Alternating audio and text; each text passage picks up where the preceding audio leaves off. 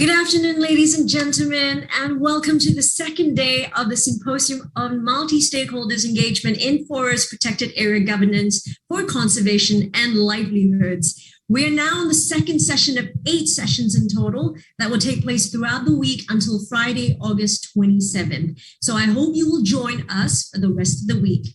For our second session, we'll be covering institutional design for pluralistic forest protected areas governance.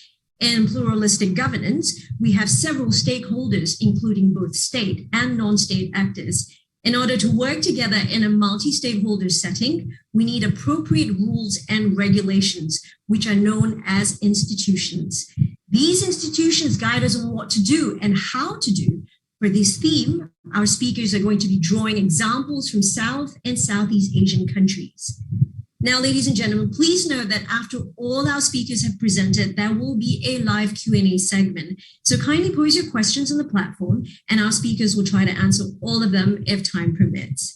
Now, moderating the session will be our chairperson, Muhammad Yusaini bin Muhammad Yusuf, Director of Forest Eco Park and State Park Forest Division at the Forest Department of Peninsular Malaysia. He is one with a long list of accolades and awards for his tireless contributions, from being named Men of the Year 2009 under the environmentalist category in M2 magazine, to being presented with a special award by Tun Dr. Mahathir for Japanese Youth Program in 2014. So here he goes. I present to you, Mr. Muhammad Yusaini. Please take it away.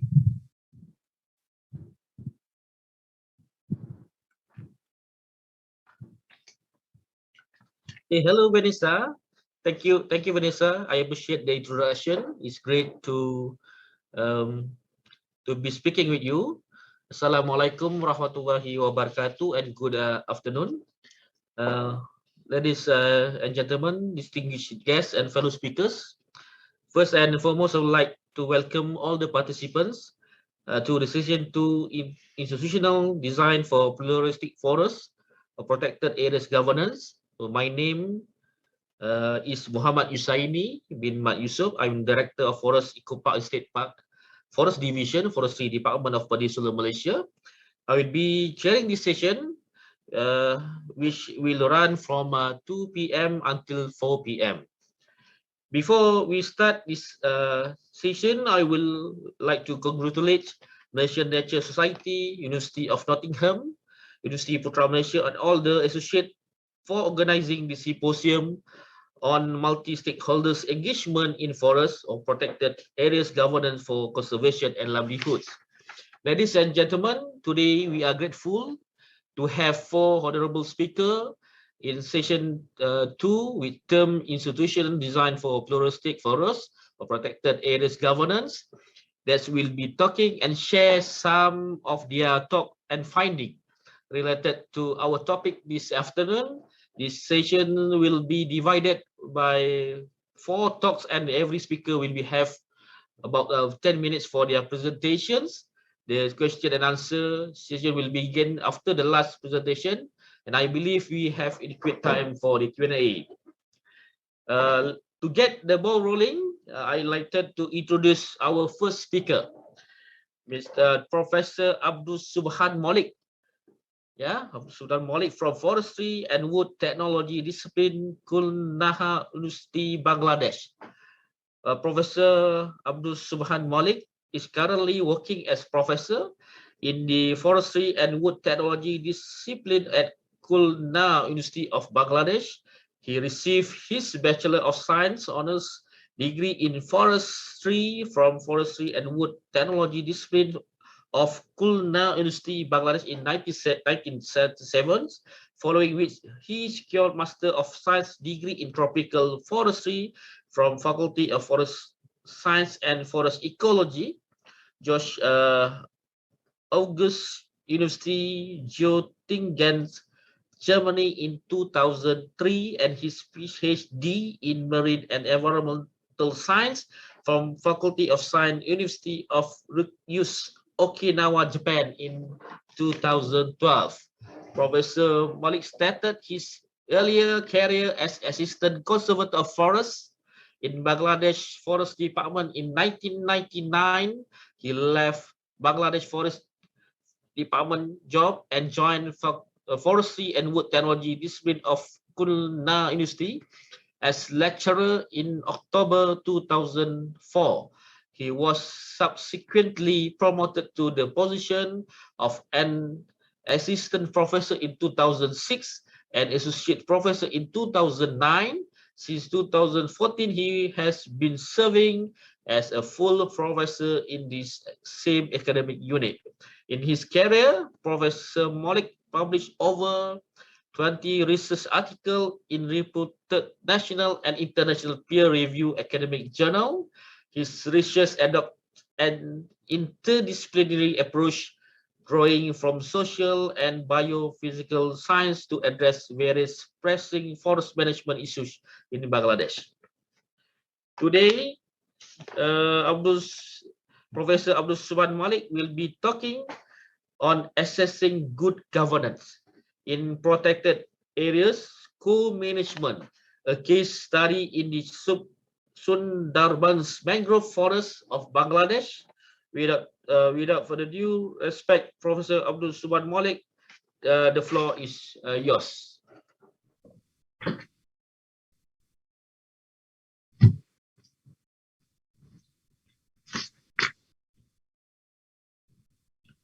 Professor Abdul Subhan Malik, are you hear me? Okay. Right. Am I audible now? Okay. Okay. Assalamu alaikum and good afternoon to everyone. And thanks for the introduction. I'm really pleased to join this symposium on multi-stakeholders engagement in forest protected area governance for conservation and livelihood. Now I'd like to share my slides if you permits.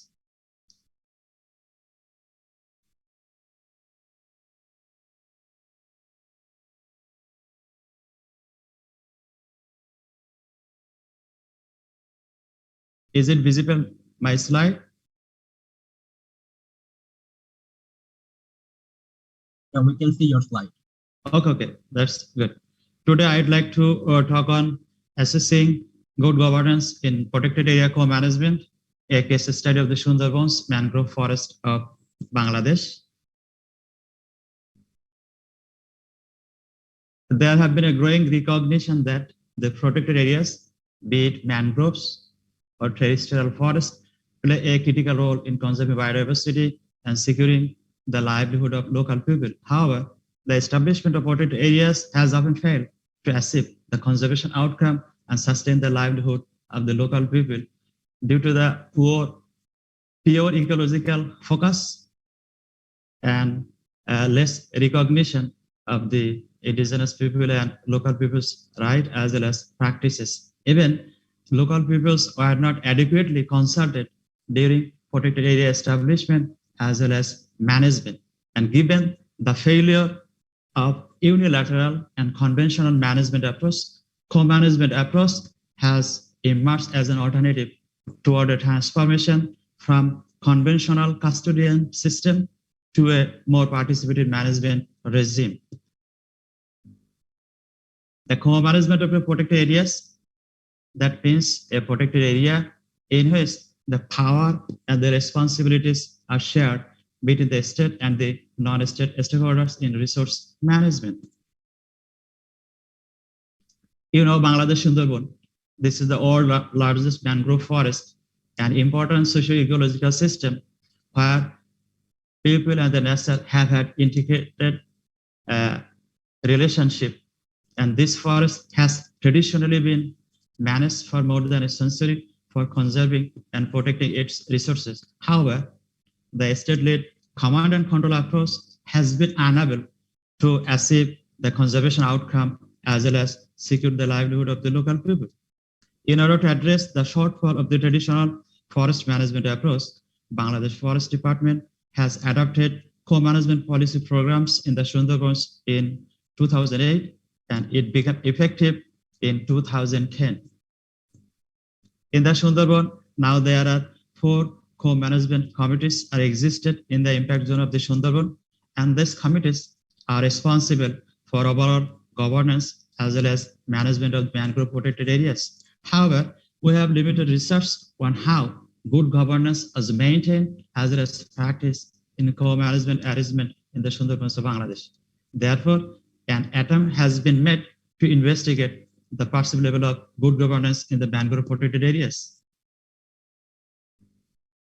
And therefore, we assess the stakeholder perception on good governance principles corresponding to stakeholders' participation, transparency, responsiveness, fairness, legitimacy, and organizational capacity in mangrove protected area management in the Sundarbans of Bangladesh.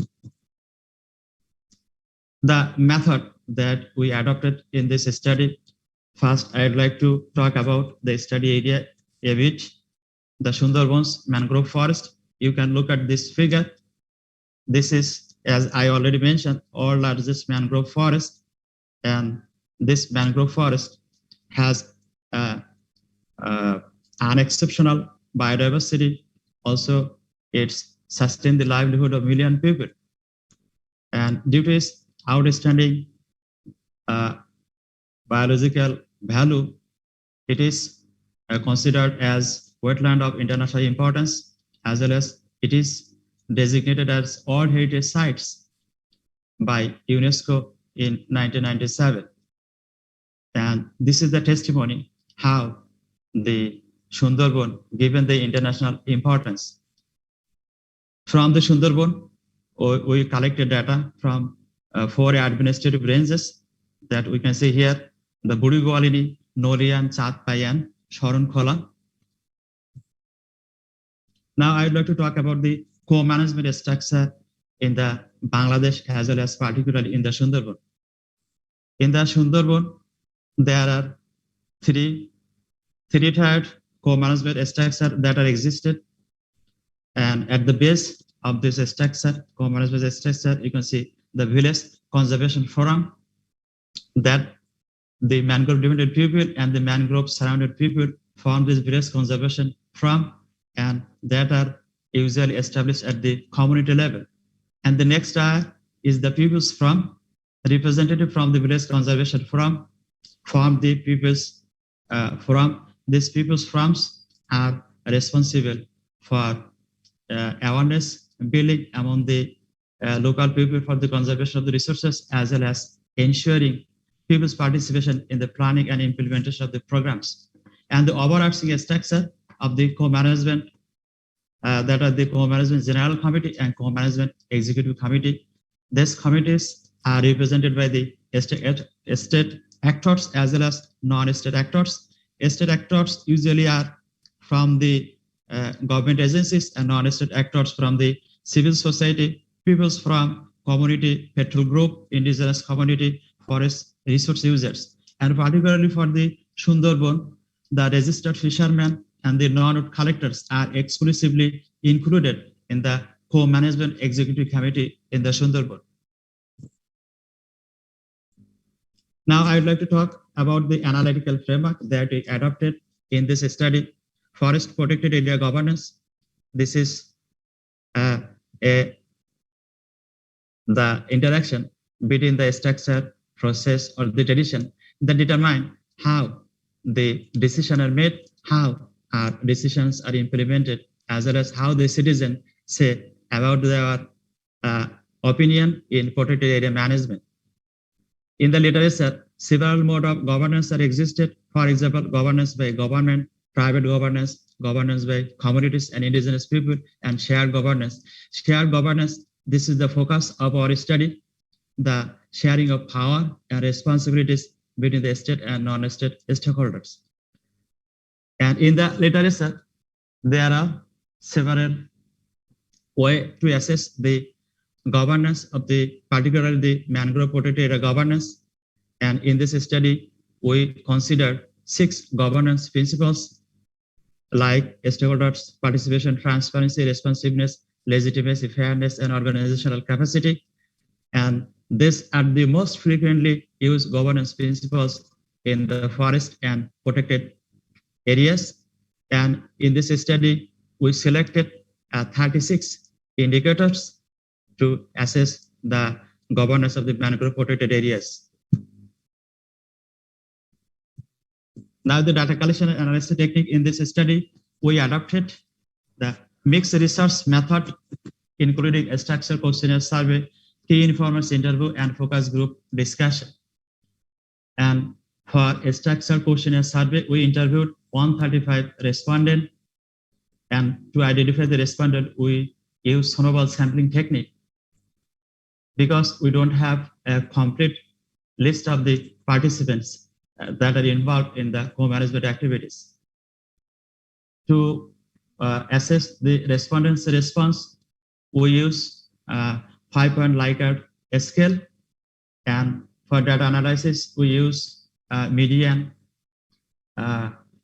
frequency percent coincidence table chi-square test that are performed for quantitative data.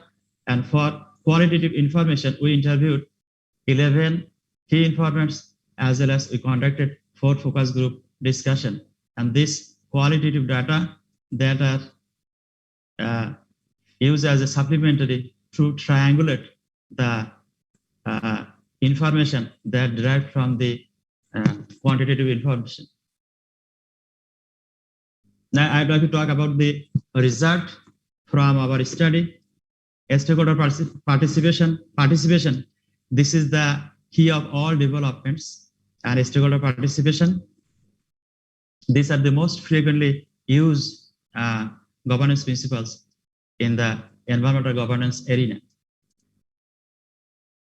In this study, approximately 35% of the respondents perceived neutral in the responses to participation in general meeting, monitoring and evaluation, and community patrolling, while 35% perceived low in the responses to participation in planning and implementation, decision making, and revenue collection. And the next principles is transparency. This denotes the visibility of the decision making and the access of reliable information. In this study, approximately 28% of the respondents felt neutral in the responses to transparency in information sharing and dissemination, resource mobilization and monitoring evaluation, while 37% of the respondents perceived low in the responses to decision making, report keeping, and preparing and publishing reports. Then next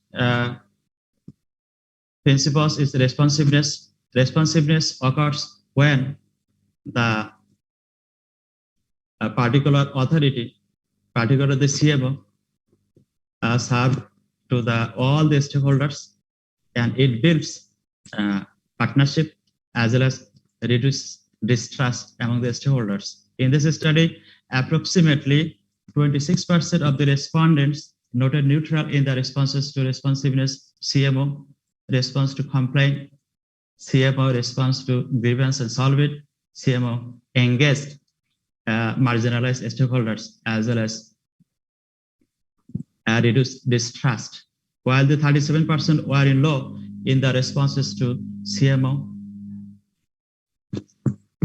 To RCR is a reduced communication gap as well as respond to the criticism.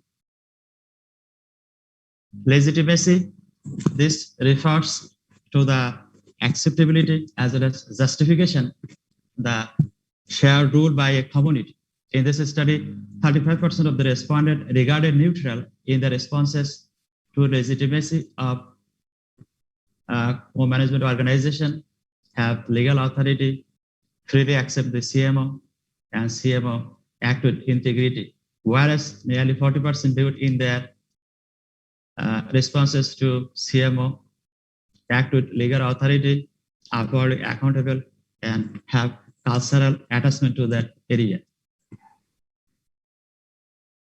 Fairness, this also refers to the recognition of the local people's voice as well as respect the intrinsic value of the nature as well as fair share of the benefits as well as the cost. In this study, approximately 30% of the respondents perceived neutral in the responses to fairness, to access and participate in protected area management, to engage registered fishermen, and treat the stakeholder with the respect, as well as respect the intrinsic value of the nation. While 28% noted low in the responses to taken decision consistently and without bias, and also the share the benefits and the cost. Organizational capacity. This is something that the committee organize meeting timely, share their knowledge and dissemination, also prepare yearly plan timely, and implement effectively. In this study, about 33% of the respondents are neutral in the responses to organizational capacity, like MNS protected areas, mobilize resources, planning, yearly management plan, respectively, while the 30% were in low in the responses to organize meeting timely and keeping minutes and records, and the maintain all records and the accounts. The overall status of good governance in the protected area management of the Sundarban we found at moderate level. Despite this anticipated promise, co-management in the Sundarbans of Bangladesh has faced many governance-related challenges like weak organizational capacity to mobilize resources, lack of financial sustainability of the co-management organization, unequal distribution of benefits and the cost, and all of these issues that threaten the stability of the co-management institution at local level of the Sundarbans of the Bangladesh. And here is the outcome of our paper that was published in Journal of Sustainable Forestry, and that was online in 20 May. And this is the end of my presentation. Thank you for your kind attention.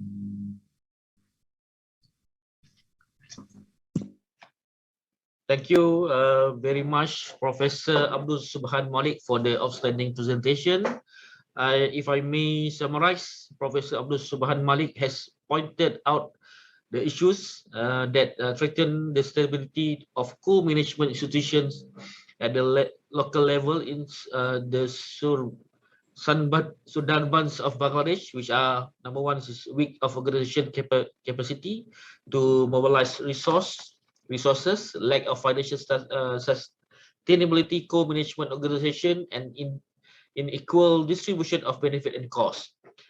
For those who had any question for Professor Abdul Subhan Malik, kindly you can post it to Q&A chat box, and we will bring it to Prof on the Q&A session.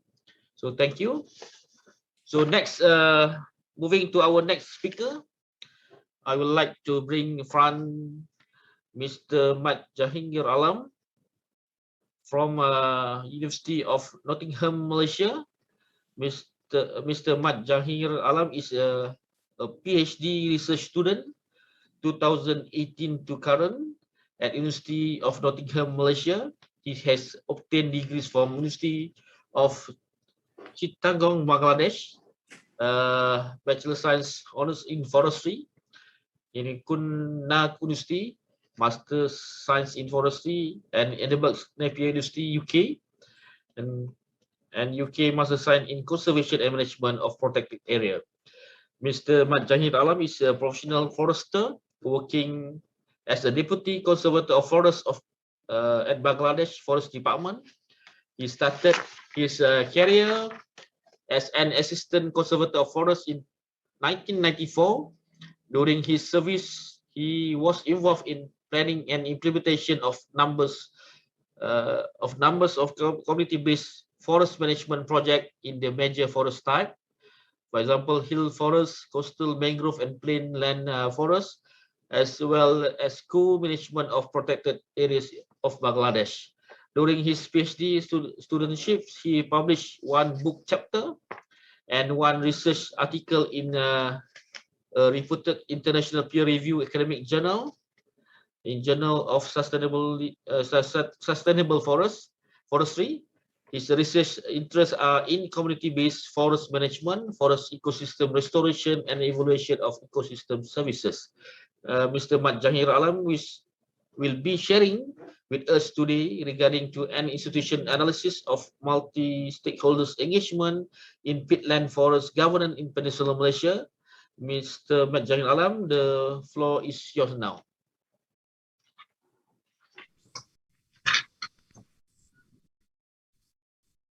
Thank you very much, Mr. Chair, for introducing me. Just first share. Can you see my screen? Yes. Proceed. Okay, thank you, Honorable Chair, dear participants. Good afternoon from Bangladesh. So today I have discussed about.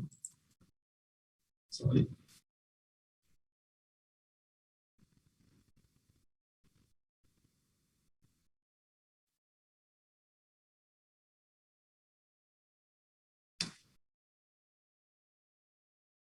An institutional analysis of multi-stakeholders engagement in peatland forest governance, the case of Rajamuza Forest Reserve in Peninsular Malaysia. So this is the symposium topic for today. And my presentation outline is like this: background, and then I will discuss about the research method, main findings, conclusions, and recommendations. So first I'd like to, I'm not sure why it is here.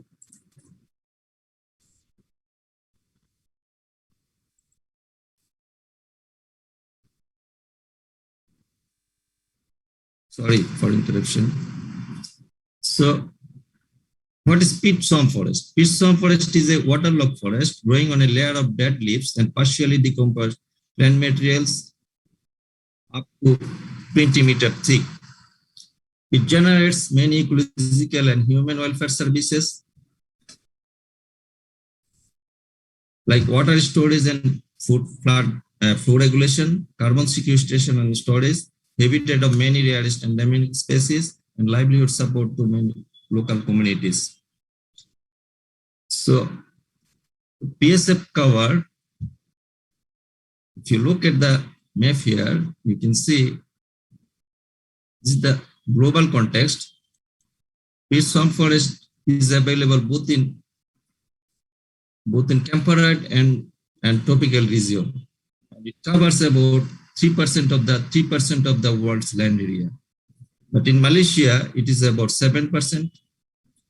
However, this forest is being degrading day by day due to several anthropological and human-induced causes. In Indonesia and Peninsular Malaysia, PSM have been reduced from about 12 million hectares in 1990 to 6.40 million hectares in 2007 and 4.60 million hectares in 2015. In Peninsular Malaysia, the PSF cover was halved from 0.67 to 0.63 million hectares just in a decade in 1980s. This is because of the extensive palm oil plantation at the time in the PSFs. So they destroy the palm oil plantations and just plant they destroy the peat swamp forest and plant that area with the palm oils. So this is the main causes at the time for drastic reduction of the PSFs in Peninsular Malaysia. And then again, it was reducing day by day. So there is a public concern regarding the harmful environmental and socioeconomic impacts. So the community participation is considered as a sustainable solution for forest conservation and enhancing local livelihood in many parts of the world. So Malaysian government adopted this approach. So my study area is mainly Raja Musa Forest Reserve. So you see, Raja Musa Forest Reserve is located in peninsular Malaysia and in state of Selangor. So this area is about 35,000 hectares.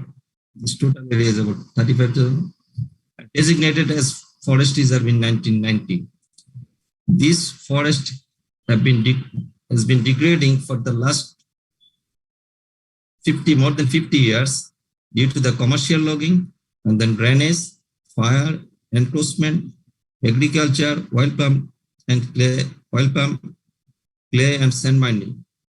So this area is the Raja Musa Forest Reserve, and this part is more than 8,000 hectare area is degraded, and of them 1,000 hectare. This is the focal study area, about 1,000 hectare. This area is heavily degraded due to the encroachment, mainly due to encroachment. So the Malaysian government in 2008, the Selangor state government, specifically the forestry department of Selangor state, they took the initiative to rehabilitate this area with the involvement of local community. So the multi-stakeholder engagement in PSF government, this concept came here in the first time. And they targeted this 1,000 hectare area to rehabilitate it. The main approach they adopted, the monthly tree planting, canal blocking, community patrolling, fire monitoring and prevention, awareness creation among villagers and community development. These are the main approaches they introduced there. And then for the last 10 to 12 years doing these activities there. So my objective was institutional responses of multi-stakeholder engagement in PSF management has not been investigated yet.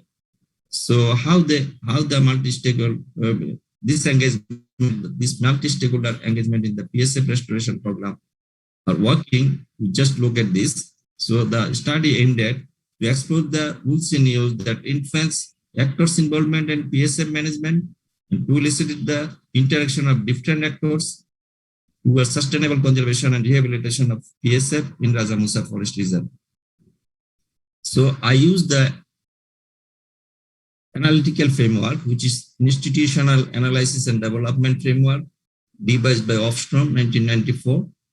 So it's a very popular institutional analyzing framework. So just in this framework, there is contextual factors like biophysical condition, community attributes, rules in use, and then there is another component, action arena, interaction, outcome, and evaluative criteria. So I just focus on, for this today's discussion, I'll focus on rules in use, and then action, situation, interaction, and outcomes.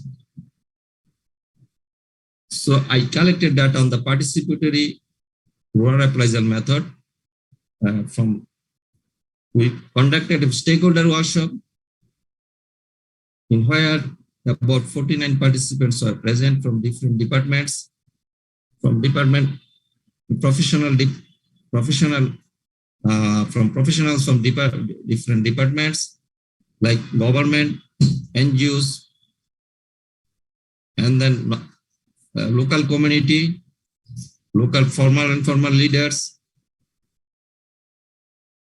and scientists, academics, multidisciplinary people were there to give their inputs there.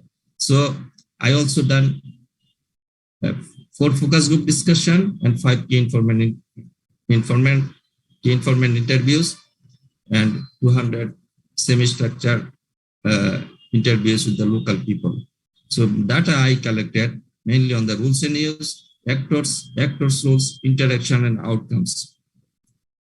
So the rules and use, which I found, which helps to the non-state actors and other actors to participate in the program.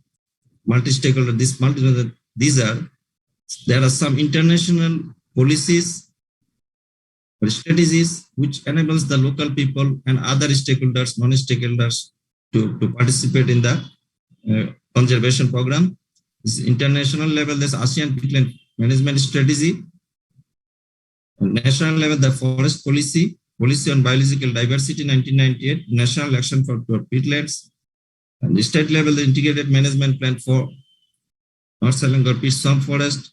And there are some project agreements which in the just local level. So this enables the local people then other stakeholders to participate.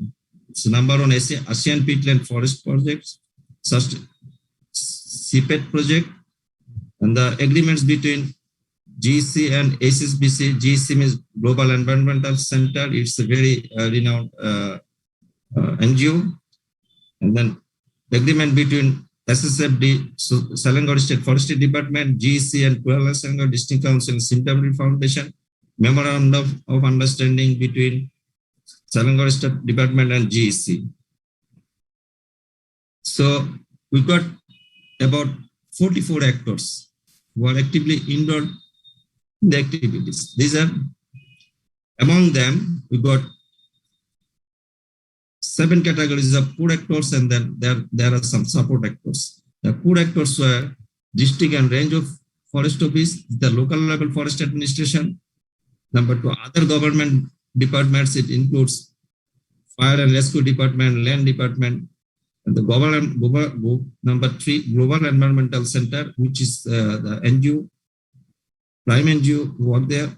4 private corporate agencies, 3 local level CBOs, environmental volunteers, research institutions and universities.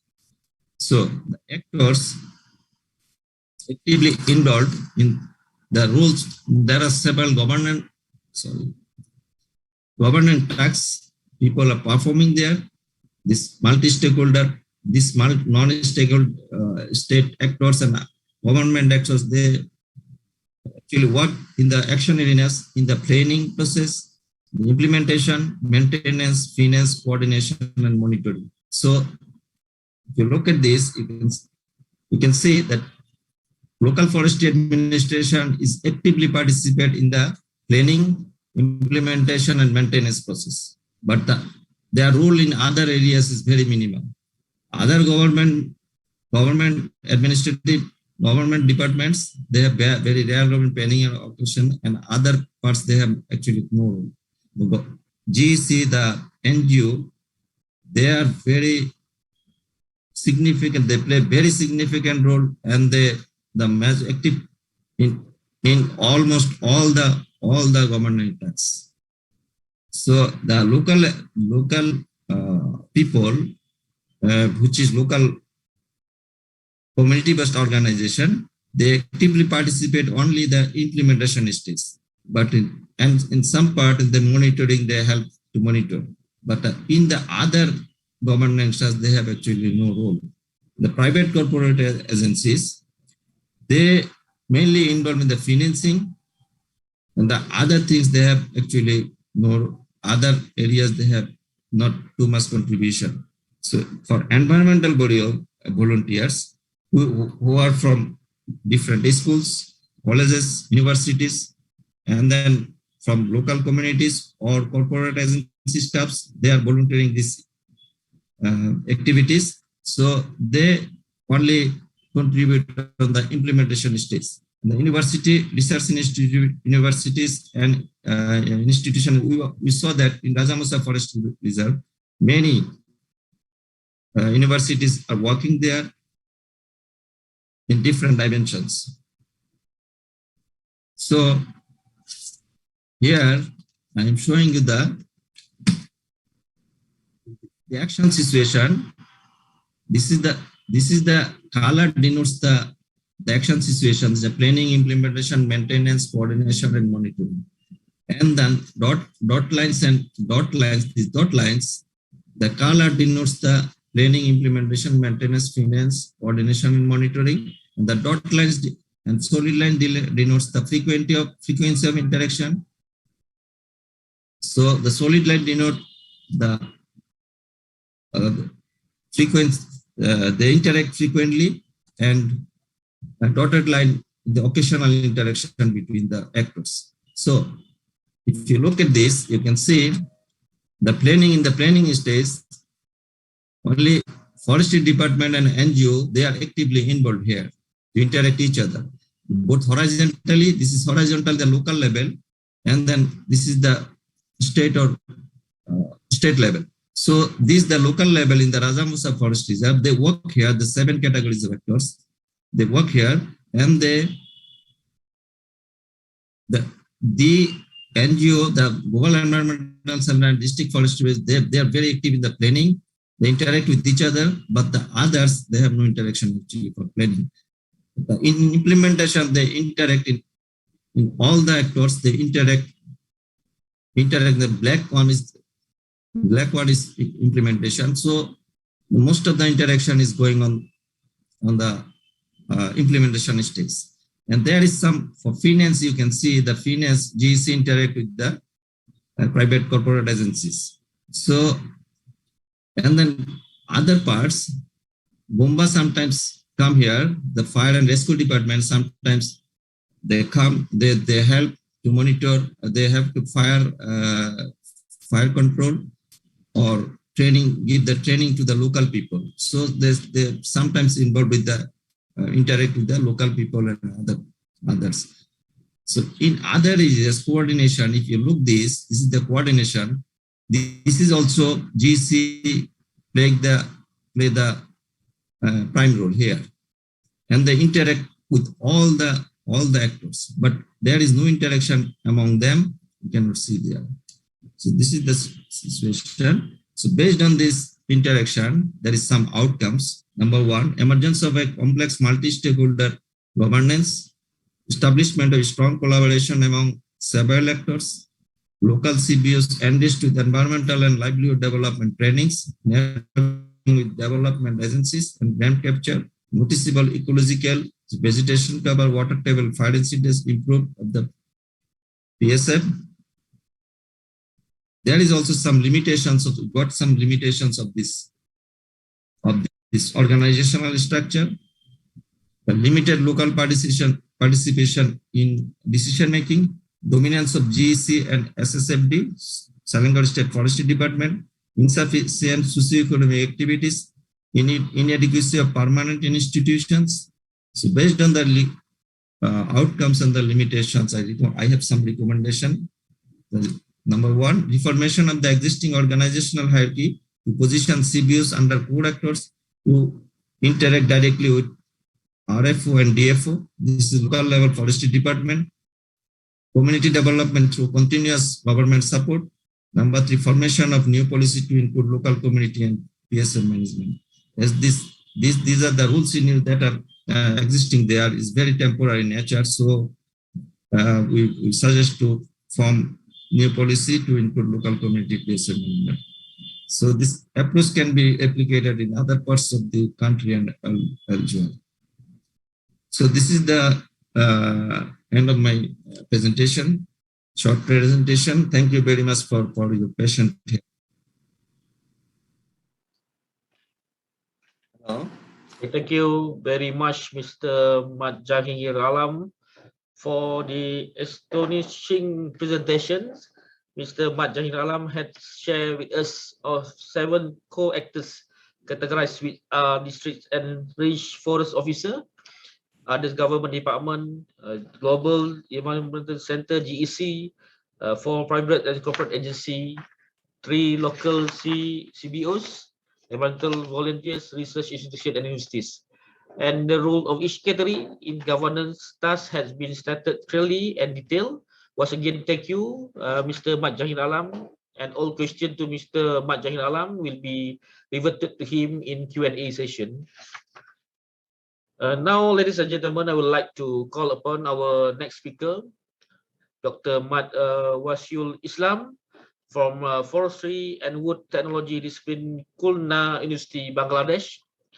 For introduction, Dr. Mat Wasiul Islam is a professor of forestry and wood technology discipline of Khulna University, Bangladesh. Dr. Islam accomplished his PhD from Business School, Tourism Cluster of the University of Queensland, Australia, where he conducted a research titled Adaptive Co-Management as an Approach to Tourism Destination Governance, a case of protected areas in Bangladesh.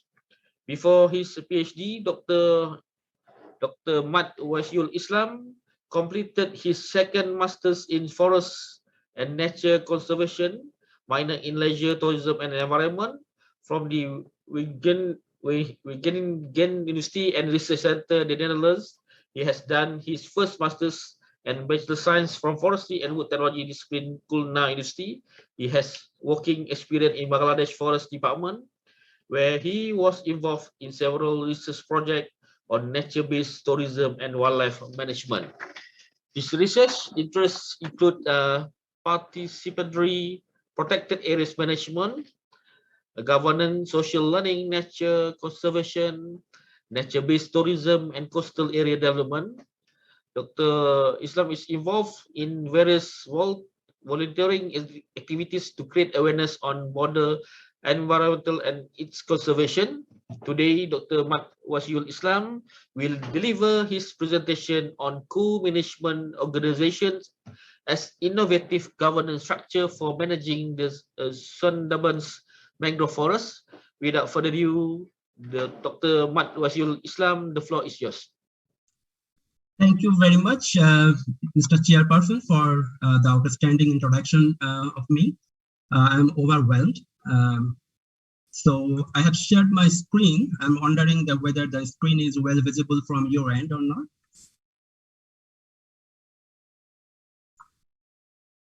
Is there anyone to just confirm me whether my screen is visible? Yes, visible. Thank you very much, Chairperson. So as you know, I will talk next around 15 minutes regarding the title that you were just seeing in my screen, co-management organizations as innovative governance structures for managing the Sundarbans mangrove forest. So thanks, Professor Abdul Soban Mollik and my another colleague, Mr. Nadmus Sadat, to be the co-authors of the research and also the paper. So Mr. Soban has already presented his research. So there are a lot of similarities between his and my research work, because the Sundarbans is the same study area. So thank you, Professor Abdul Soban Mollik, to present before me so that I can refer something from your presentation. So this is more or less the outline of the presentation. So first of all, I will tell you the background, though it is already told by Professor Soban, and then objective of study, methods, results, followed by conclusion. So first of all, the background of the research. So as you were already informed that not only the Sundarbans, but also all the protected areas of Bangladesh were traditionally managed through traditional protected area management approach, which was top-down approach, where basically the forest department was in a steering position to take all the decision for the management of the protected areas. So there was often no participation of the grassroots level people, I mean the local people who were directly and indirectly dependent on the natural resources of those protected areas. So in one hand, you see that the forest department, they wanted to conserve the natural resources of those protected areas. And on the other hand, because those local people were the poor people and there were not that much industrialization in those areas, and being not much literated, so that's why they had to depend on the natural resources of those protected areas. So in one hand, conservation by the forest department, and on the other hand, the practical demand of the local people for their livelihood. So these two competing interests created a lot of tensions, a lot of conflicts in terms of basically power, trust, and competing interests that I just told you. So it actually affected those protected areas a lot because illicit felling, poaching, deforestation, degradation of the protected areas was happening at that time. So that required actually alternative institutional arrangement by which the forest department, they would be able to manage the protected areas. So as the top-down approach was considered or judged as not the only effective way to manage those protected areas, that's why the donor, particularly USAID, they came up with some alternative institutional arrangement like co-management approach, which is known as bottom-up approach, as you already know. So in co-management approach, what happened that in addition to the forest department, who are the government or legal custodian of all the protected areas of Bangladesh. So in addition that actor, they also included the grassroots level people, I mean, the stakeholders who were directly and indirectly dependent on the natural resources of those protected areas. So that made up a new and innovative and creative governance approach for protecting the protected areas of Bangladesh. So Sundarbans was also one of the protected areas where co-management approach was implemented to improve the governance system of the protected areas, which was mainly aimed to improve the biodiversity conservation status of the Sundarbans. So for that region, different types of institutional arrangements were formed, different types of institutions, organizations were formed and also reformed.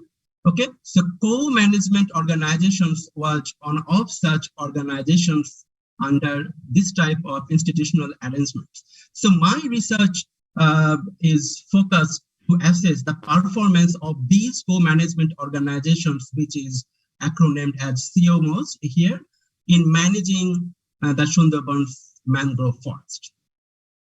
So keeping that objective in my mind, I developed the methodology. Basically, the study was qualitative study followed by, guided by constructivism paradigm. I followed bottom-up or inductive methodology approach. And my research design was mainly a case study, particularly exploratory and cross-sectional case study. I used face-to-face interview of different local people, the grassroots level people who were somehow involved with this type of co-management activities, as well as the officials, including the forest department and NGOs, by using the semi-structured interview guidelines. So as Professor Sohan already pointed out, the location of Sundarbans, and you all know the location of Bangladesh. So I took Sundarban as the case study, particularly Chatpai range, which is one of the 4 ranges in the Sundarbans, and 2 villages were selected for my case study. So now come to the main findings of my research. So I saw that management approach, it is basically knowledge-based partnership between not only the forest department,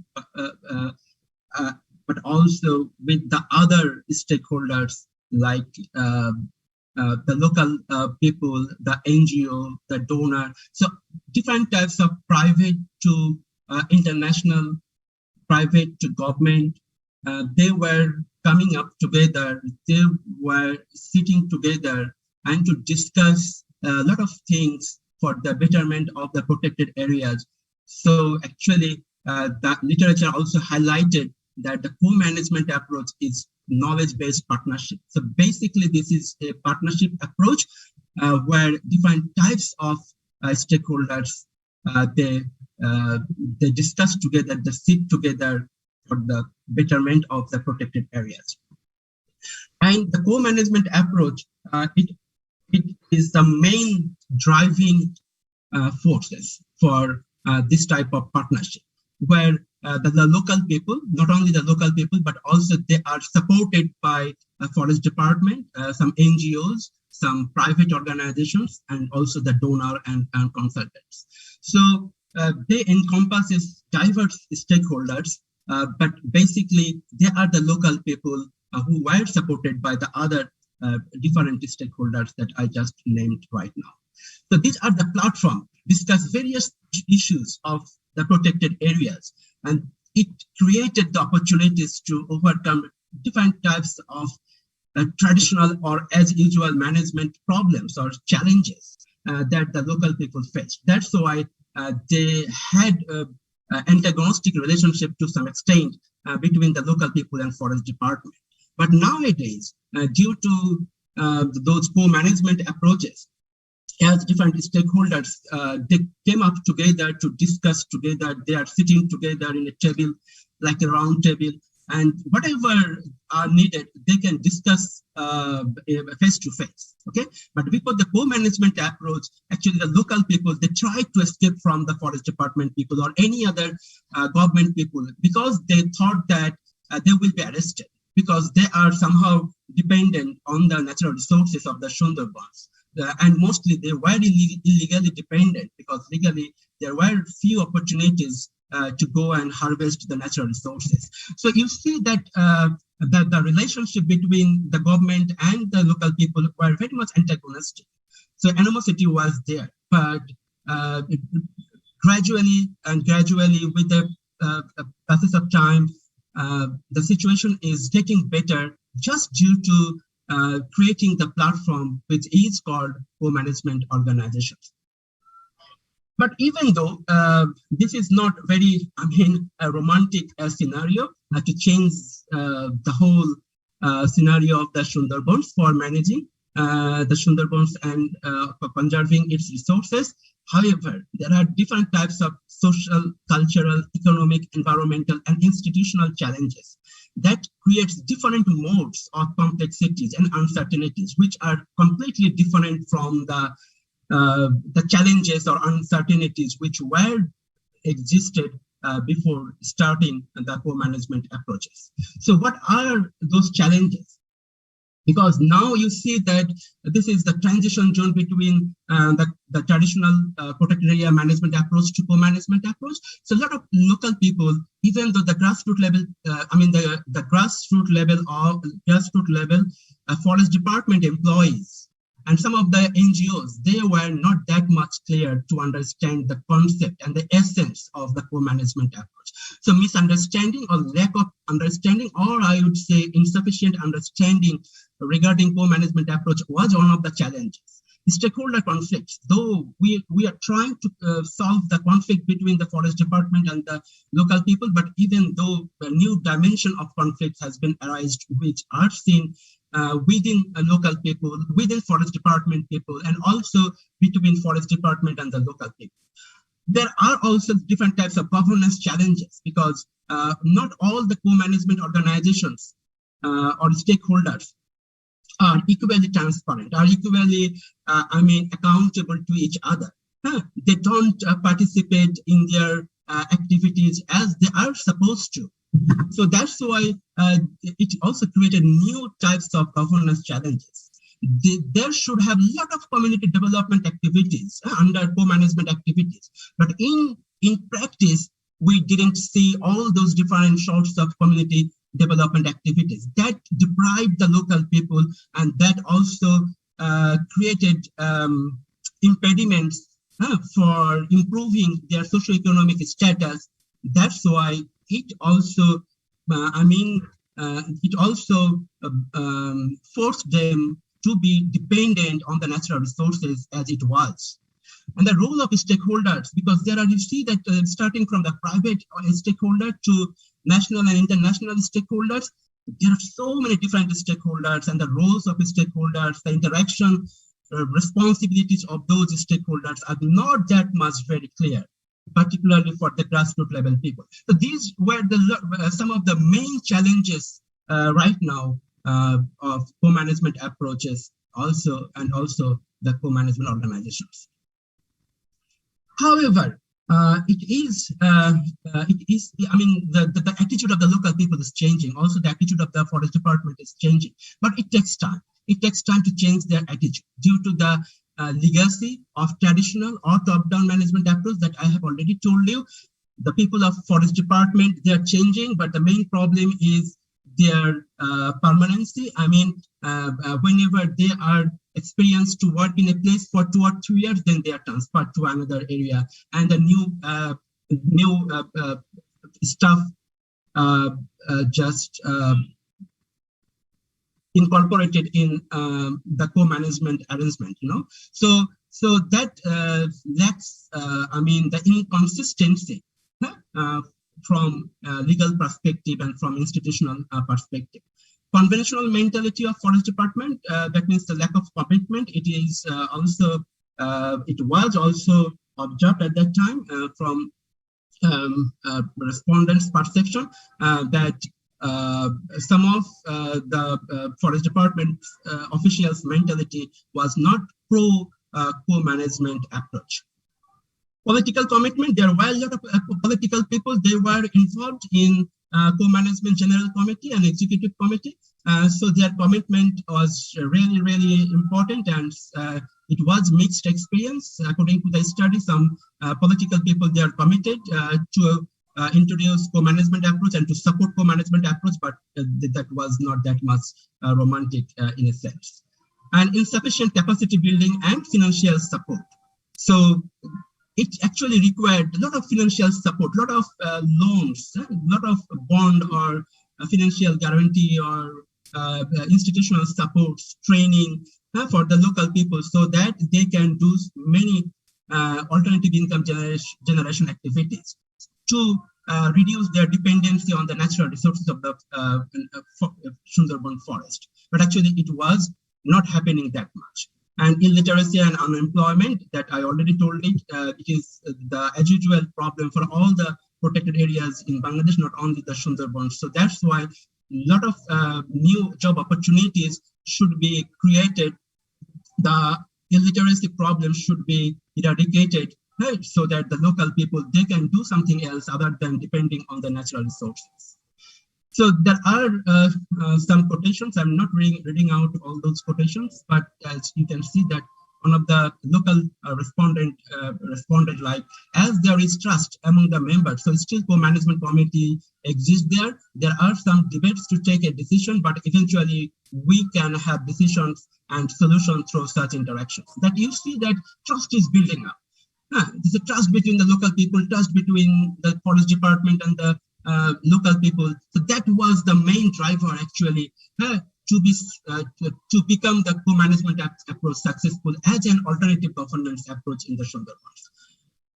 And now the local people are also aware regarding taking decision what is wrong and what is right for themselves and for the future generation. So they are much more aware, much more environmentally aware and conscious than any time. So these are some of the salient features of the co-management organizations by which they are governed, they are guided. So one is communication and collaboration. I already told you that the communication between and among the stakeholders and the collaboration among different stakeholders type, that was the key driver to gaining the trust between different stakeholders and also among the stakeholders. Building capacity and resilience among the local people particularly, that was also another key feature. Social learning, this is one of the most important feature for co-management organizations, because they were discussing together and they were learning together. So that created new knowledge, and the local peoples were enlightened with a lot of new information, how to improve the conservation and management status of their forest. So social learning, because the scientists were there, the researchers were there, forest department, higher officials were there, mid-range officials, grassroots level officials, foreigners are there, tourists are there, a lot of NGOs were working there. So that's why it created the social learning opportunities. And last of all, shared rights, responsibilities, and decision making. So they came to know what are their rights, responsibilities, and how to take the decisions. So all of those were learned gradually by involving in different types of co-management organizations. So I'm just at the end. So this is the final output of my research. So you see that the traditional management approach was taken over by co-management approach, which was mainly driven by co-management organizations, and the governance of the co-management organizations was very, very important for their performance and for driving the success of the co-management approach. And these were the features that were governing the governance of the co-management organizations. And you see that the governance of co-management approach actually driving co-management approach, which was also facilitating the conservation and management of the Sundarban Reserve Forest.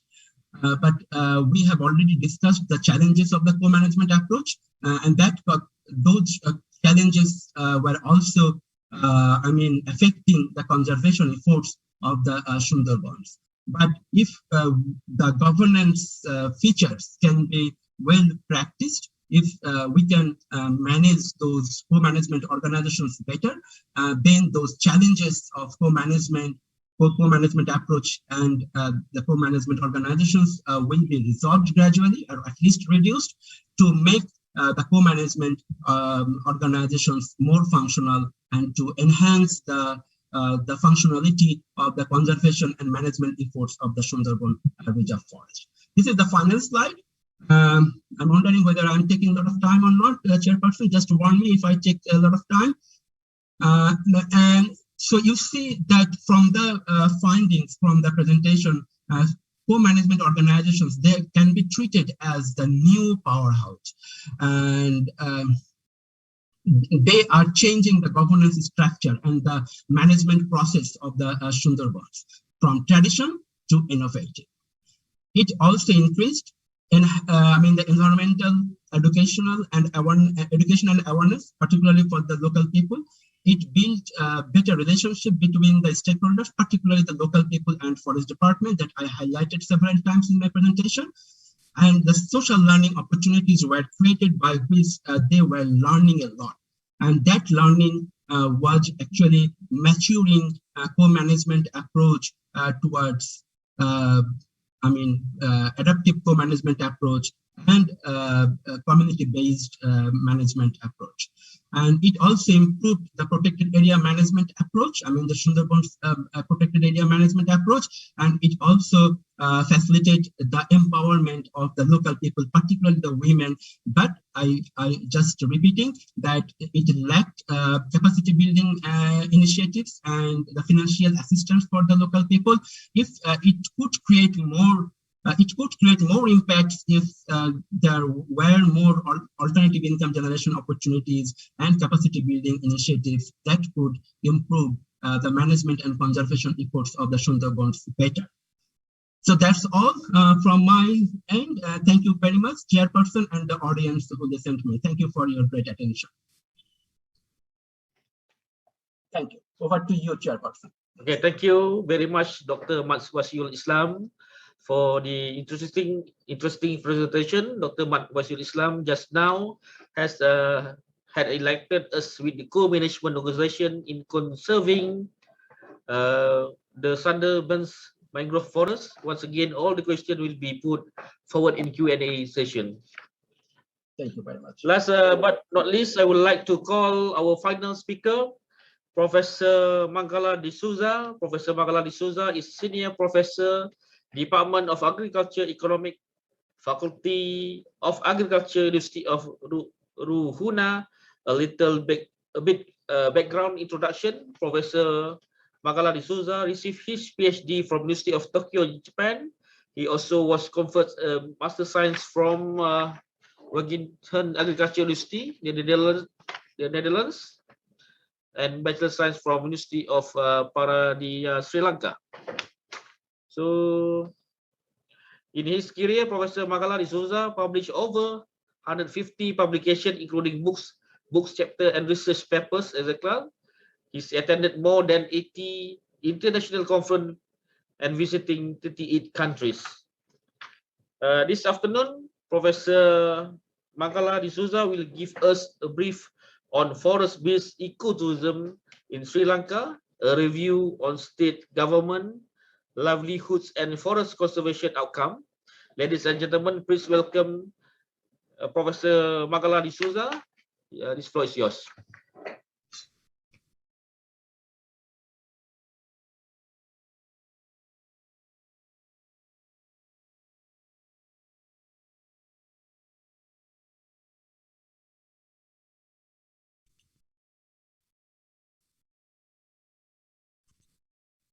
Can you see my slides? Can you see the slides, Mr. Chairman? Yes, we can see your slide. Okay, very good, very good.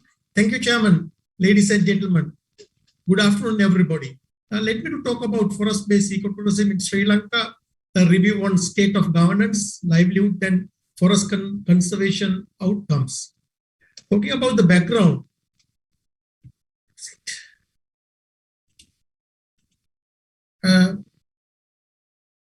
something wrong with this. Okay.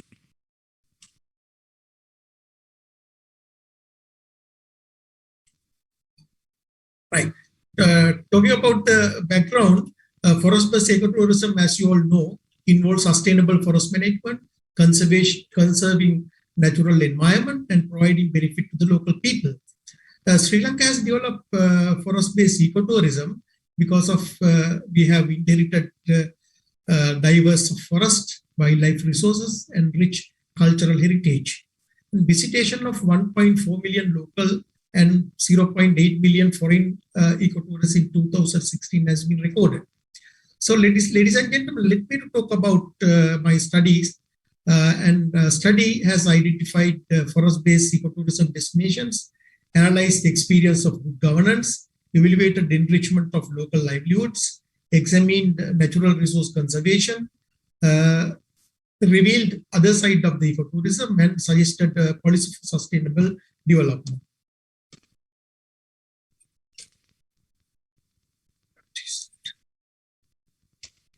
Then, ladies and gentlemen, let me talk about forest-based ecotourism destination in Sri Lanka.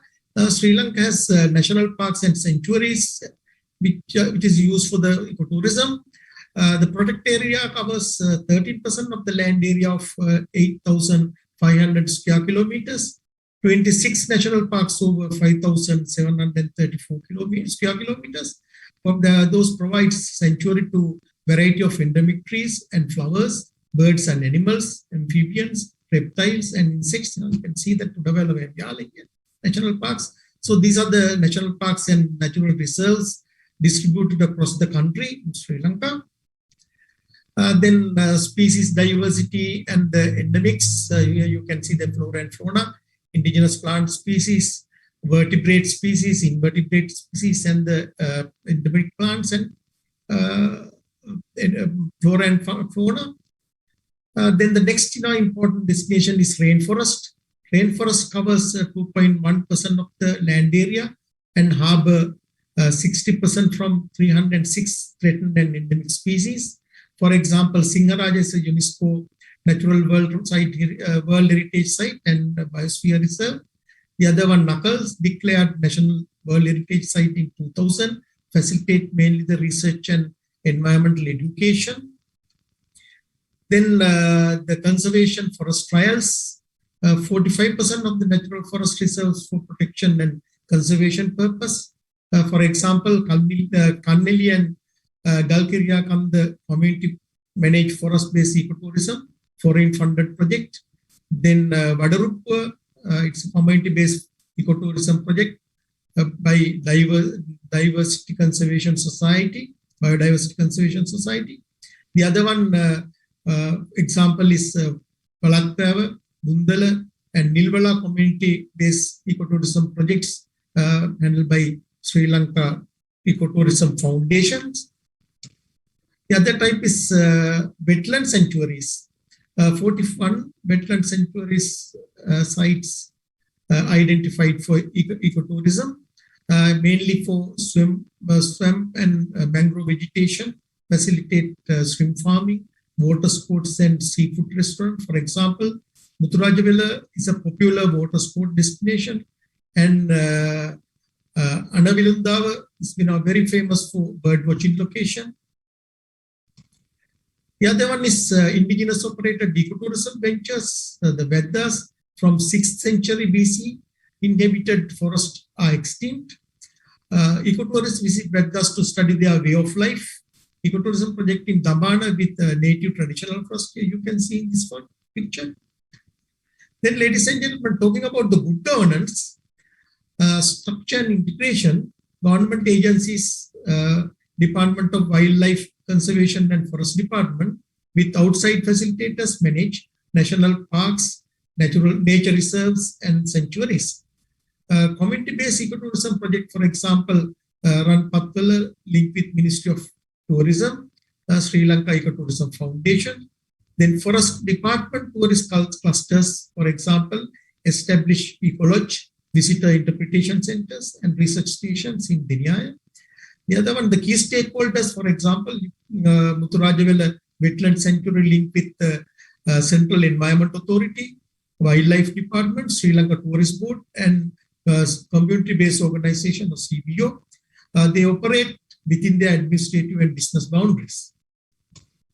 Then the destination managed by government agencies, we can see here, the Department of Wildlife Conservation initiated ecotourism destination, Forest Department initiated ecotourism destination, Forest Department managed and multi-stakeholders initiated ecotourism destination, Forest Department managing and outside tourism facilitators initiated ecotourism destinations.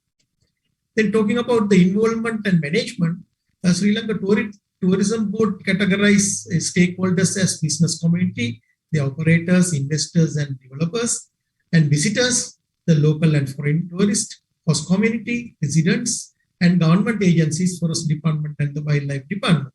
Then involvement of international organizations, mainly the World Conservation Union, for example, Ilikumbura Ecotourism Project. Then IUCN and USAID, example, community-based ecotourism project in Kudava. NGOs, example, Ecotourism Society in Sri Lanka and Sri Lanka Ecotourism Foundation. They facilitate community-based ecotourism projects in Sri Lanka. Then talking about the accountability practices, Forest Department and Wildlife Department strictly prohibit trekking and hiking in national parks harbor dangerous animals. Community as beneficiaries protect nature as guardians. Vedda community responsible for ecotourism in Daman. Then Vadiripur Biodiversity Conservation Society received 5th annual Sri Lanka Tourism Award 2011 as best community-based tourism project. Two operators brief ecotourism avoiding restricted areas, distance with wildlife, local regulations, and alert on endangered species. Tourism facilitators provide accommodation, safari jeeps or boats, food, and other under the supervision of Forest Department and Wildlife Department. Then the cultural transparency, national parks and forest reserves managed by government with the rules and regulations. Muthurajavela Wetland Sanctuary has introduced codes and conduct to minimize adverse impact consequences. MOU between Forest Department and CBO in Nilikumbura for conserving reserve and benefiting the community. MOU of Rawalpindi, Ranpatwila between Forest Department and community with fixed rate of sharing revenue from the entrance fees. Then government enforced rules to prevent removing fossil plants, rocks, etc., and purchasing artifacts, skins, souvenirs made out of protected animals and trees by the tourists, ecotourists. Then, ladies and gentlemen, talking about the enrichment of local livelihood, the natural capital development, you can see that forest-based ecotourism is sustainable industry with conservation and producing non-timber forest products. Private hoteliers attract more ecotourism for biodiversity conservation for ecotourism activities. Then Sri Lanka Ecotourism Foundation and Ecotourism Society implement community-based ecotourism for conservation of natural forest areas. Then talking about the physical capital development, projects invest in infrastructure development including roads, water, electricity, telecom, cybercom, etc.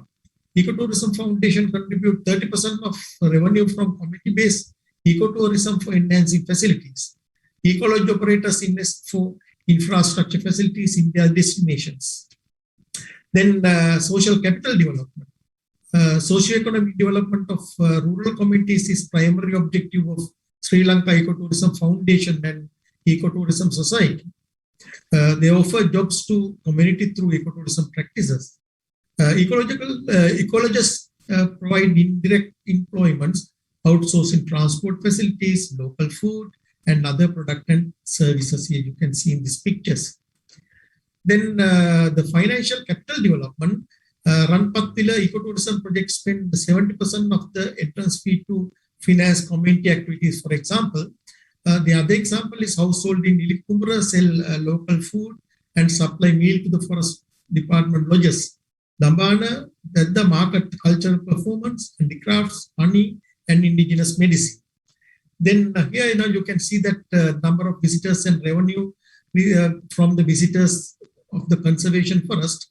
Here you can see that now the total 130 million rupees in 2019. Out of that, 124 million rupees from foreign visitors. Then talking about the human capital development, awareness program for school children and communities on environment conservation. Rainforest ecologists employ local people and train them, and some of them have been trained even for the managerial position at the Ceylon Hotel schools. These. Then talking about the natural resource conservation of the forest-based ecotourism, you can see that prevention of deforestation and forest degradation. The prevent forest deforestation and forest degradation, promote attraction and services for the ecosystems. Projects initiate considering deforestation by illegal logging in natural reserves. Then forest degradation threatens sustainable management.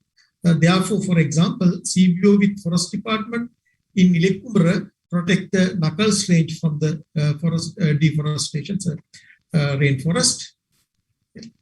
Then talking about the prevention of biological diversity, ecotourism market create economic incentive for conserving natural reserves and natural resources and enhancing the biodiversity. Attract ecotourists enjoy natural beauty inherited in the small island country. Flora and fauna conservation audience protect biodiversity from irresponsible influence of the ecotourists. Then improve long-term production capacity and ecosystem. For example, here you can see that higher biodiversity, water regulation, and aesthetic value of landscape create more attraction for ecotourism. Ecotourism ventures in Singaraja and ecologists won international sustainable awards. Then talking about the wise management of natural resources, short-term income with minimum environmental cost provide incentive for managers, communities, and authorities to manage natural resource wisely. Wise management build capacity and empower community, promoting economic and ecosystem sustainability. Operators advise ecotourists to adhere to the regulation on fragile ecosystem and enhanced endangered species. Then talking about the other side of the tourism, because that's about the benefits, but if you talk about the other side of the ecotourism, one important problem is that resource exploitation of medicinal plants, wild fruits, honey, and materials for handicrafts. Then clearing forests for construction of ecology trails and roads. Overcrowded national parks hurt wildlife and make them more vulnerable to predators and poachers. Then talking about gene and biopiracy, ecotourism aggravated illegal extraction of traditional medicine by large foreign companies' operations in Sri Lanka. So here you can see that incidents, and also the countries involved with this gene piracy. Then the other problem is the wildlife crimes. Ecotourists create excessive damage for products made of wildlife materials, thus escalate the wildlife crimes. Now here you can see number of prosecuted court cases for wildlife crimes during 2014 to 2018. It is now rapidly increasing. Then poachers illegally hunt wild boar, deer, and samba and sell bushmeat to ecology and restaurants. Escalated killing of wild elephants by people and vice versa making forest-based ecotourism highly challenging, as you see in the picture. The number of elephant death is increasing. You can see that it is increasing in a very significant level. Then the other problem is that trade of protected flora and fauna. Here, for example, smuggling wallapatta and spotted bowfinger gecko in community-based ecotourism in Kudava Singaraja. The other example here is villages in Vilgala, community-based forest management collect Kibulguna,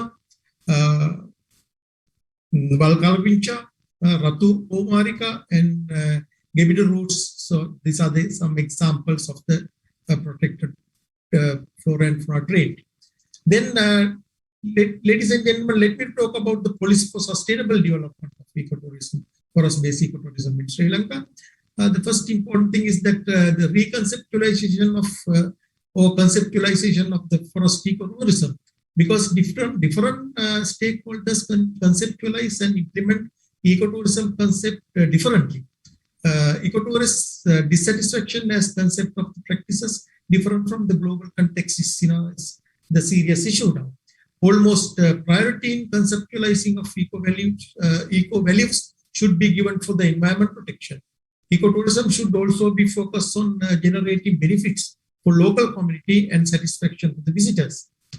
Here you can see that conceptualization of ecotourism by different government agencies, non-government agencies, outside tourist facilitators, host communities, they are different from each other.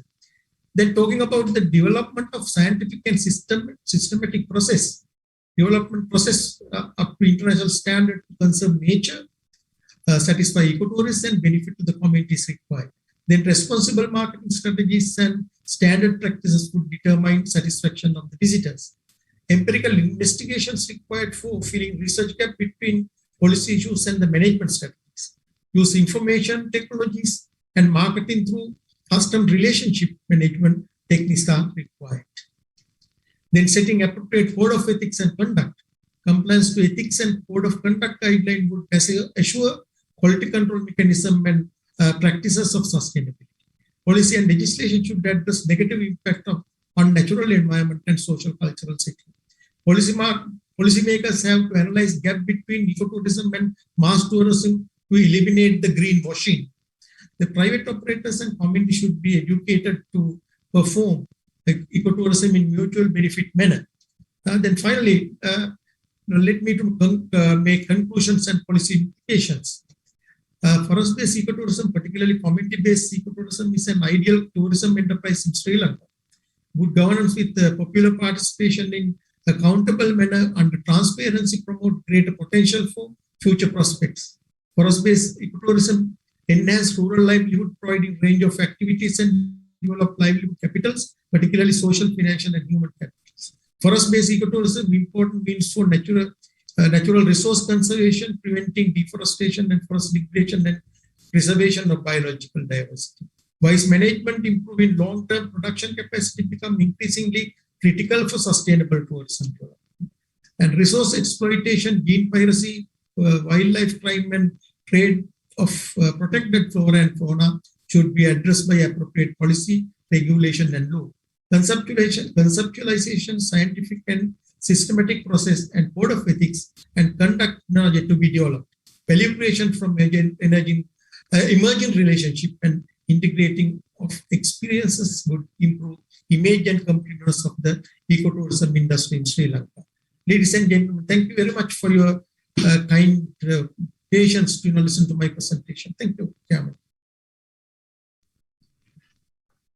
Okay, thank you very much, Professor Mangala D'Souza, for the informative presentation. As to recap, Professor Mangala D'Souza just shared forest-based ecotourism and enrichment of local livelihood in Sri Lanka, good governance with popular participant in accountable manner under transparency, natural resource conservation, and policy for sustainable development, promote greater potential for future prospects.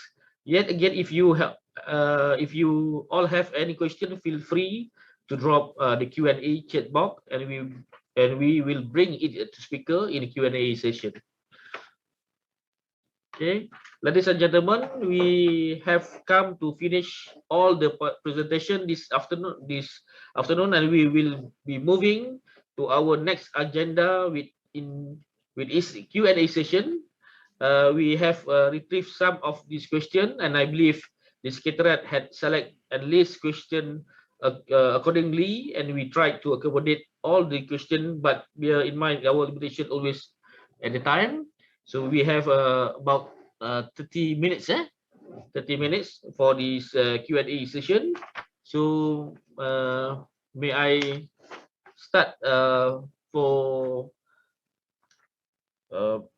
speaker number one, Professor Dr. Abdul Subhan Malik. We try our very best to try, every single presenter got at least one question, and we have more. If we have more time, we can read this other question in the chat box.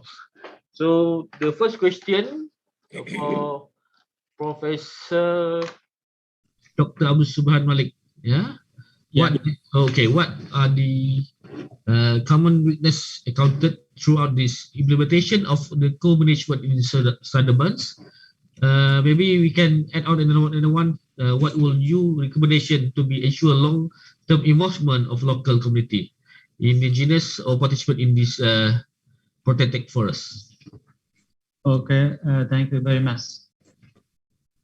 The first question: what are the common weaknesses encountered throughout the implementation of the co-management in the Sundarban?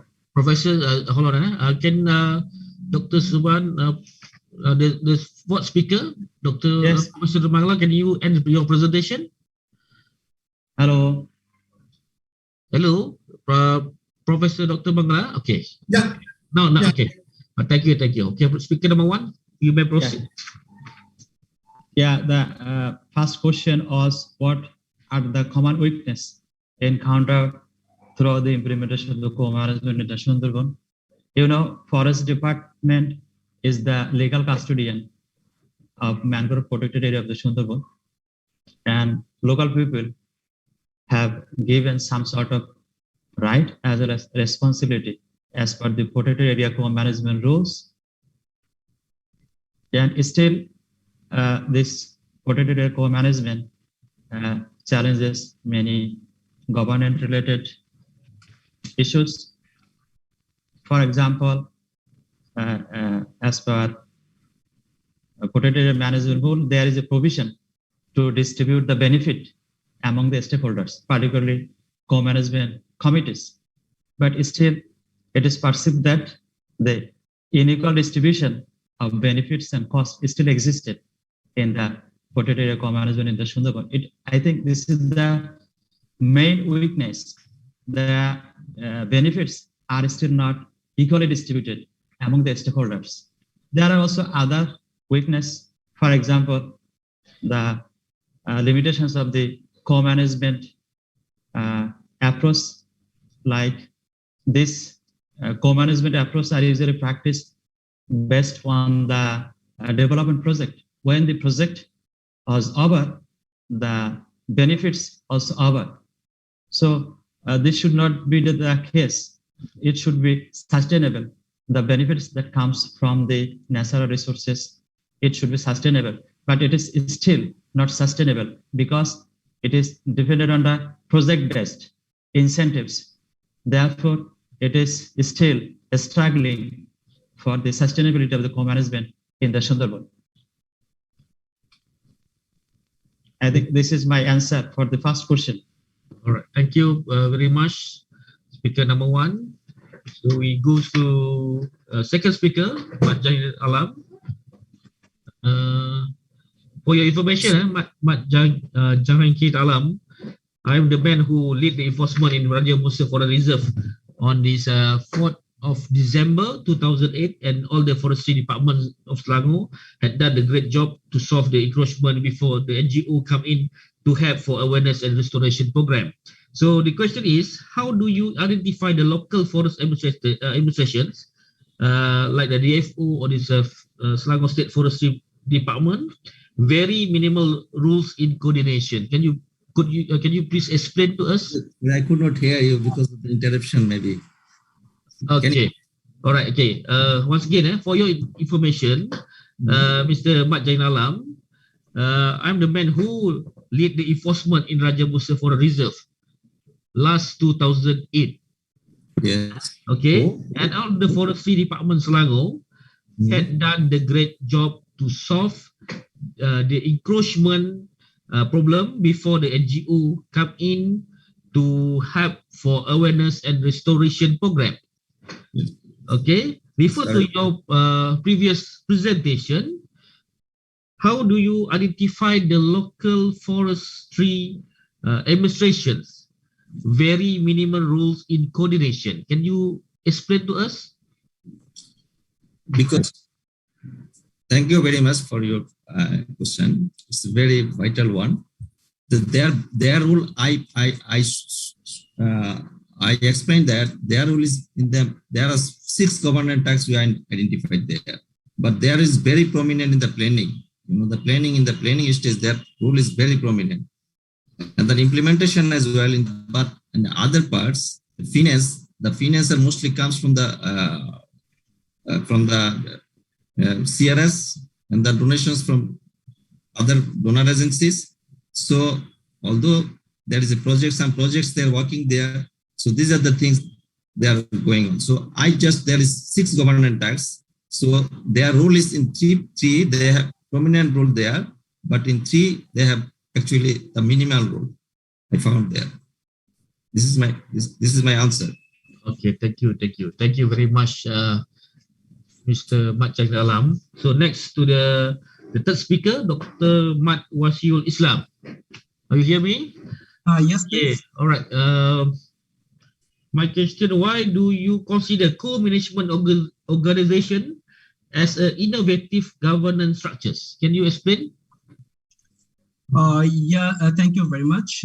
As I mentioned that in co-management organizations, the grassroots level people, the local people, the forest department on behalf of the government, the donor agencies, the consultants, the NGOs, and the other facilitators, including the civil societies. They can come together, they can sit together to discuss what should be good or what should be bad for the protected area.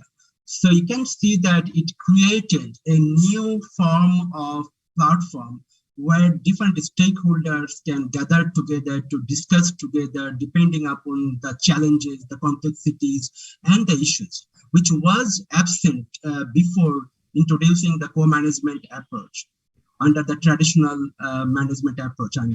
So that's why I think, and also the local people, that they thought that due to the co-management approach, due to the introduction of the co-management organizations, it created an innovative platform or governance approach where they can talk and they can take decision based on a multi-stakeholders discussion. Thank you very much.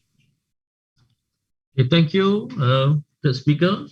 So next, for this question for Professor Dr. Magalani Souza. Yeah.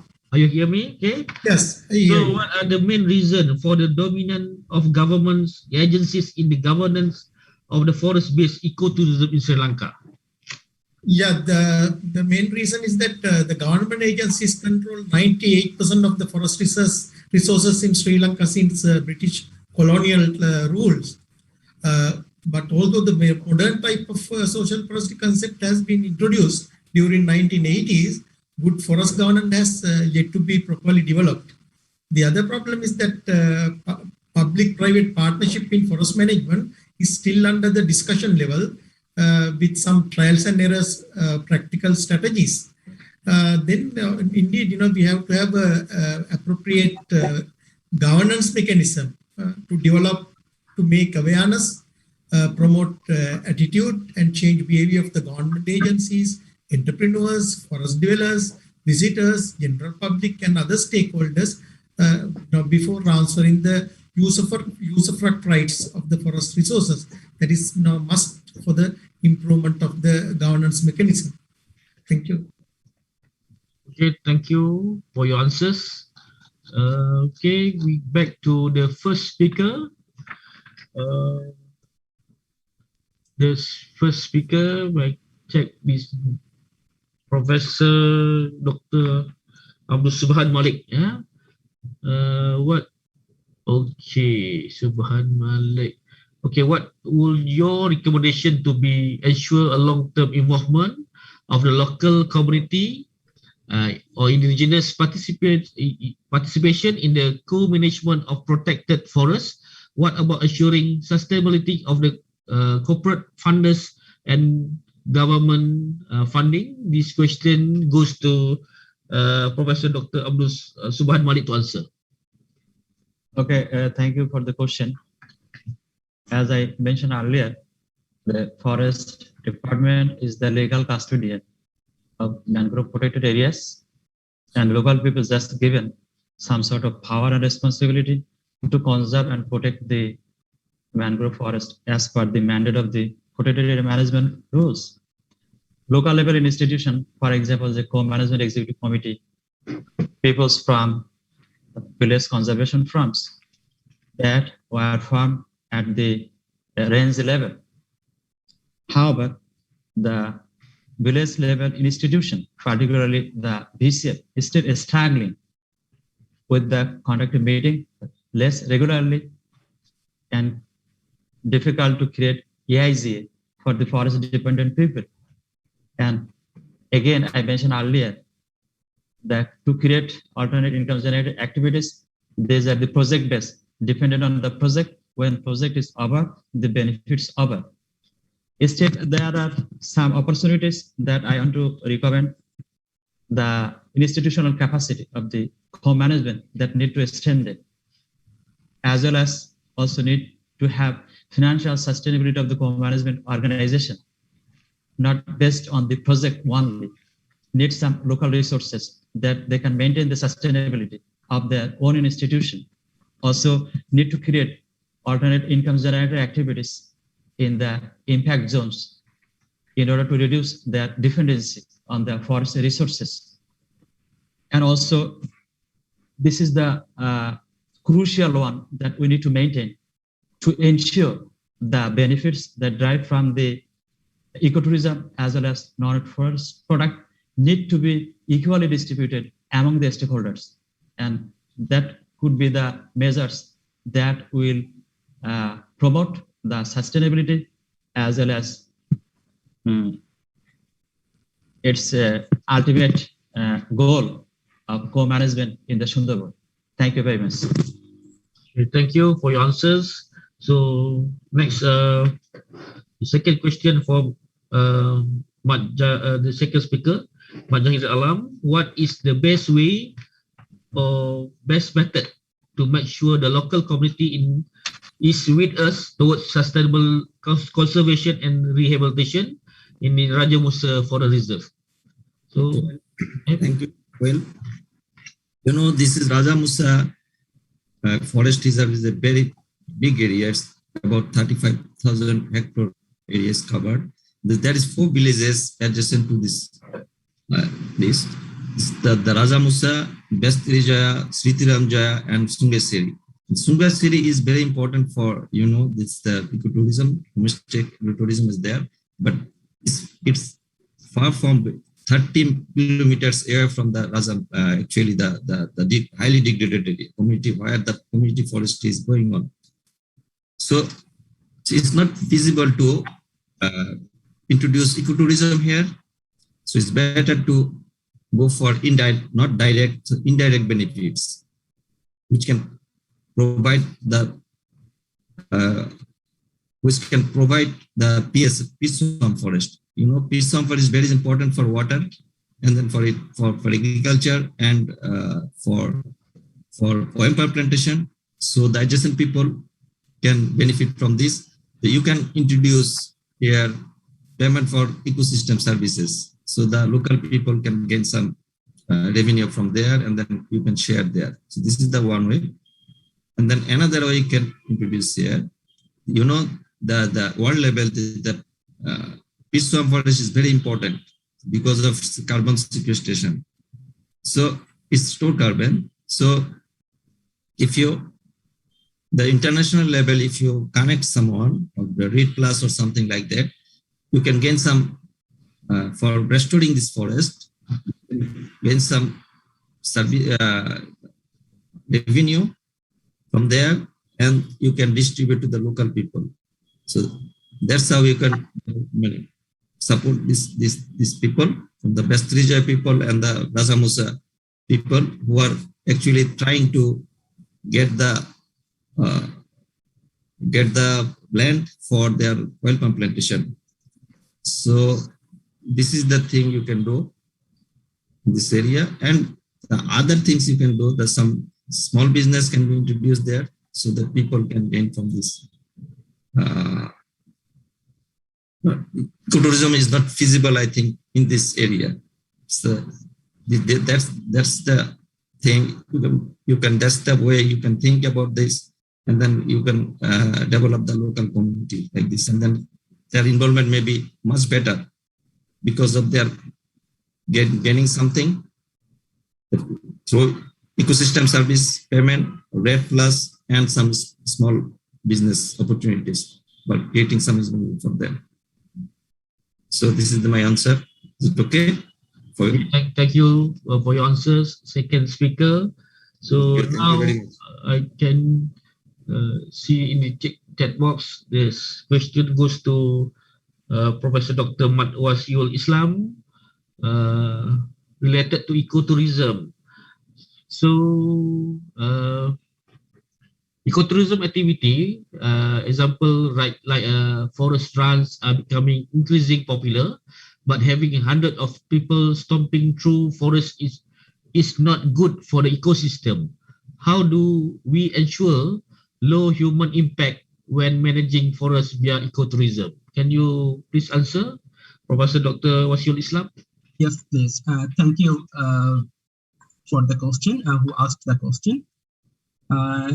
Exactly, the people who like to visit Sundarban Reserve Forest, they like to see the unique biodiversity of the forest and also the pristine natural beauty of the forest. And mainly the nature lovers, they like to come to visit the Sundarbans. So you see that there are a lot of opportunities of ecotourism for this mangrove forest. But unfortunately, the tourism management is not that much well developed for the Sundarbans, though the forest department and the other tour operators, they are trying their level best to improve the management.